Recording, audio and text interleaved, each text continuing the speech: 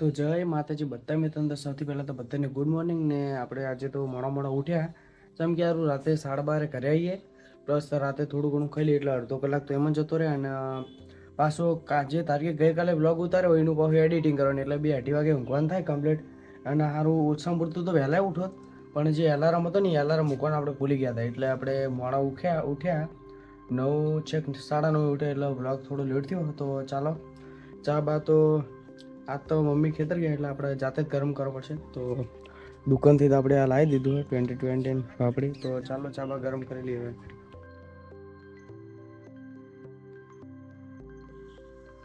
ચાલો નહીં ભાઈ લઈએ હવે આપણે થઈ જાય કમ્પ્લીટ રેડી ને આપણે જવાનું હા બ્લેક ઘોડો લઈને અત્યારે દવાખાને કેમ કે આપણા મમ્મીને થોડું માથું નહીં દુખો એટલે જવું પડશે હવે ના ખાવાનું કંઈ ખાય પછી બીમાર પડે એટલે પછી હવે દવાખાને જવું પડે તો ચાલો નીકળીએ હવે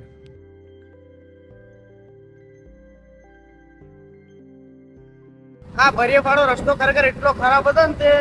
કંટાળે ને તો વળતી ફેર તો આપણે ડીડેડા થઈને આવીએ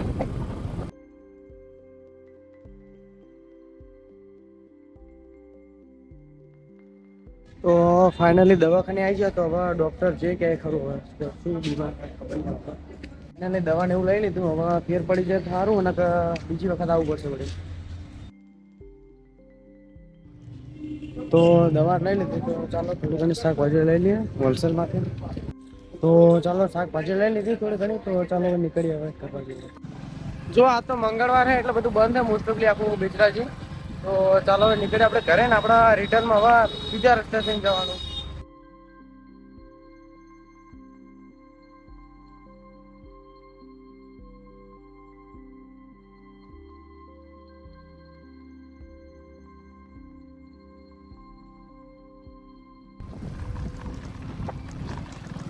તો માર માનો તો એમ હતું કે આ રસ્તો સારો છે પણ ખરેખર બધી જગ્યાએ કાગડા કાળા જ છે